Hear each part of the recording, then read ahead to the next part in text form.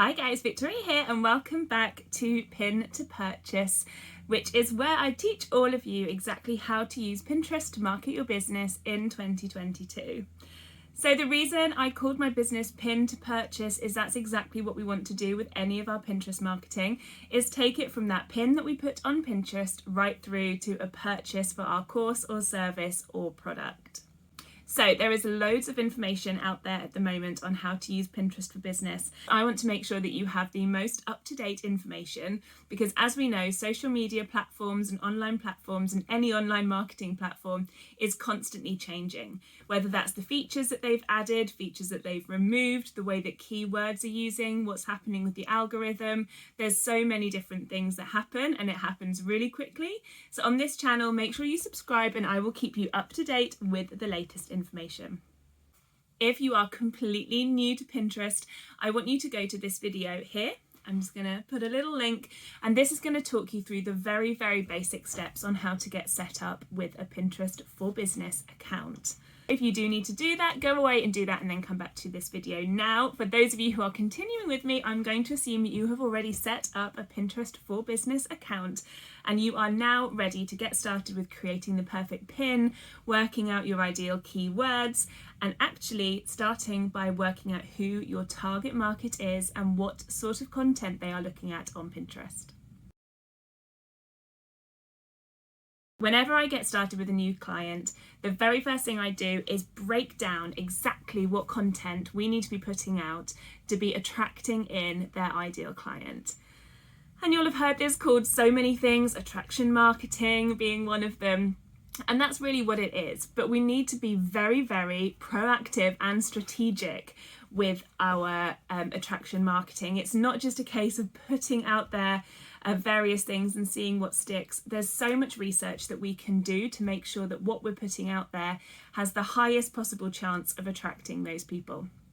And that's what this video is about today. Now, so often online, the content that we put out is content that we believe makes our business look good. It might be it might be content that makes our business have a particular aesthetic, a way that we want people to view our business. It might have a slight vanity angle where if it's our brand, if we're marketing ourselves, how we like to be seen. It might be, if you have a personal brand, that a lot of the content that you put out is content that actually makes you feel good about yourself.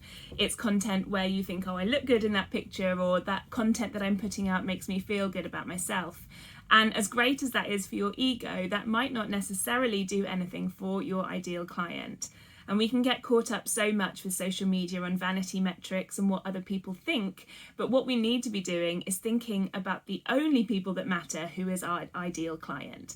We need to be thinking about what they think, what content are they looking for, and then how can we replicate that within our business and within our brand so that we remain authentic and true to ourselves, but we are also able to attract the right people. So when you start thinking about your ideal client, you want to start asking yourself questions like, what platforms do they hang out on? Hopefully, in this case, you've already done that research and it's going to be Pinterest. You want to start making sure that you know what other sort of content they like other than yours. What sort of hobbies do your ideal client have? What stage in their life are they at, and if that's relevant to your business. And you could actually give them loads of value on things like that actually help them to build trust with your brand, rather than just always hitting them with the main thing. So start to think how your ideal client thinks. Is your ideal client somebody who's really into beauty or skincare? Is your ideal client somebody who is slightly older, slightly younger? What stage of life are they at? Do they have family? Do they not? Are they free and single and happy? Or are they responsible for a family and looking for a way to travel with a family? Really start trying to hone in on your niche, or your niche if you're in America, and really try and work out exactly who you are trying to talk to. And it's also really okay over time for your ideal client to change and develop. So don't be scared about that. So the second question that I want you to ask yourself is, what problem do I solve for my client? Often we are constantly telling people what our product is or what our service is and how they can do it and how they can buy it and what it does. But what we don't do is tell the stories about how it can actually solve the problem and overcome the objections that they have. Now with Pinterest, let's get into the nitty-gritty of Pinterest. I like to think of Pinterest as having 3 particular strategies, and I want you to pick one of them by the time that I've explained them. So the first one is using Pinterest as a funnel. And for me, this is a great way if you've already got an online business which is working really well. Maybe you have a freebie that you're giving away, something like an ebook or a template or a journal or something that you're giving away for free in exchange for people's email addresses so that you can start to build up that trust with them. This is a great way to do online business, and I would really recommend that if you already have that system in place, you can use Pinterest right at the top end of that funnel, and you can create pin content that goes at the top of that funnel that links people straight into that funnel. So if you've already got that in place, then Pinterest is a really, really exciting prospect for you because it's going to take you very little effort to get huge results into that funnel. So that's my funnel strategy.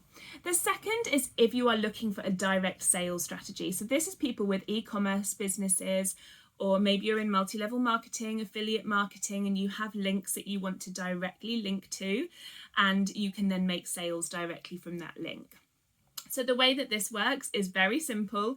You will create pins that tell the story about your product in the description and on the actual pin themselves.